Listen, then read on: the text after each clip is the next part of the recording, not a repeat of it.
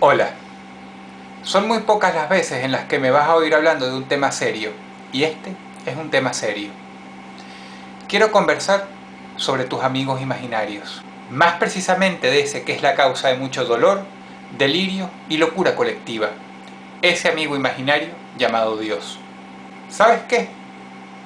Yo no puedo probar que Dios no existe, porque la gente religiosa en todo el mundo, de distintos credos, se valen de una falacia lógica para escudarse contra la razón y contra la ciencia, que uno no puede demostrar lógicamente o científicamente o con métodos que un ser superior no existe.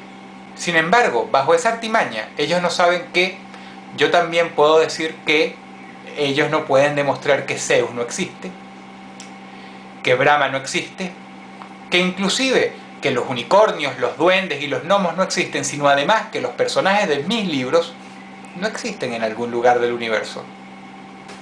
¿Saben qué es gracioso? Que ahora hay una nueva moda. La moda de decir que nosotros los ateos somos unos histéricos. La moda de decir que nosotros los ateos perseguimos a los que profesan alguna religión. La última vez que yo revisé un libro de historia, pasa y resulta que nosotros los ateos no causamos una sola guerra, no causamos una sola inquisición, no apoyamos al nazismo, no volamos las torres gemelas de la ciudad de Nueva York, jamás apoyamos bajo ningún motivo, razón o circunstancia masacrar o darle la espalda a la gente que es distinta a nosotros. Jamás apoyamos el hecho de hacer infeliz a un individuo tal como nosotros, como tú y como yo, cuyo único pecado fue enamorarse de alguien de su mismo sexo. Nunca he salido por la televisión, ni yo, ni que yo sepa algún otro ateo, a decir que las mujeres del otro lado son todas unas putas y que hay que taparlas. No he salido nunca con un cartel que diga Dios odia a los homosexuales o gracias a Dios por los actos terroristas del mundo. Me enorgullezco de ser una persona que no mete sus narices en el dormitorio de los demás. Y nunca jamás me verán por la televisión diciendo que a nombre de Dios hay que incendiar la otra mitad del mundo. Y solo para que quede perfectamente claro, a mí jamás se me pasaría por la cabeza abusar sexualmente de ningún niño. Como persona que ama el estudio y la academia, a mí jamás se me pasaría por la cabeza tampoco comerme un pedazo de la historia y decir que cierto dictador fue el peor de todo el mundo, cuando en el mismo ciclo hubo otro que mató 4 veces más. Y todo eso hacerlo en nombre de la religión y de favorecer a mi religión por sobre las demás. Pero todo esto, amigos y amigas, se puede resumir en una frase mucho más antigua que ustedes y que yo. Dime de qué alardeas y te diré de qué careces. Peores obscenidades a la razón han cometido las personas que creen en Dios. En la Edad Oscura, la Edad Medieval, la gente sufrió un retraso inmenso luego de todos los avances y todos los progresos que habían logrado los griegos y en buena parte los romanos también. La Iglesia tuvo mucho que ver con ese retroceso. Durante la Edad Media, la Iglesia no solamente tenía los libros y los materiales de lectura muy bien resguardados, sino que además era terminantemente prohibido que la plebe accediera a este material. Cada vez que llegaba un maestro, la historia ha demostrado que la Iglesia le ponía un palo en la rueda para evitar que instruyera a las personas. Porque al igual que el político bananero, estar bien instruido, tener cultura general y ser un buen estudioso te permite llegar más arriba, te permite incluso escaparte de esos discursos baratos que te dicen qué, pero jamás cómo. La Iglesia y la religión es exactamente lo mismo. Históricamente, cuando era todopoderosa, la Iglesia siempre intentó apartar del camino, matar, amenazar, amedrentar o simplemente desaparecer a todas las personas que poco a poco iban poniendo su granito de arena para dejar al descubierto una gran verdad. No existe Dios. Puedes rezar todo lo que tú quieras, puedes poner todos los ejemplos de milagros familiares que tú quieras. Ninguno de ellos es una prueba real. Ninguno de ellos es una prueba aceptable. Ninguno de ellos va a pasar de ser una simple anécdota que se puede describir con una sola palabra: casualidad. La casualidad existe en la vida de los creyentes, quienes subjetivamente andan por ahí diciendo que son milagros, tal como la gente que no entendía las lluvias, que no entendía el porqué del día y de la noche, y que creían que lo ocasionaba un dios, llámese Horus, llámese Jehová. La casualidad existe también en la vida de los animales, insisto, no prueba la existencia de un dios. Y como eres un ser humano y el instinto primitivo vale mucho más que todas las cosas culturales que te inculcaron desde que eras niño, tú en el fondo sabes que un buen médico, que un buen doctor o que una buena medicina va a hacer más por tu salud que 1000 padres nuestros puestos juntos. Un buen amigo va a hacer más por tu felicidad y va a ser mejor guía para tu bienestar que estar sentado como un idiota hablando solo, creyendo que estás hablando con Dios. Y una buena madre hará por sus hijos mucho más que todos los dioses del mundo puestos juntos.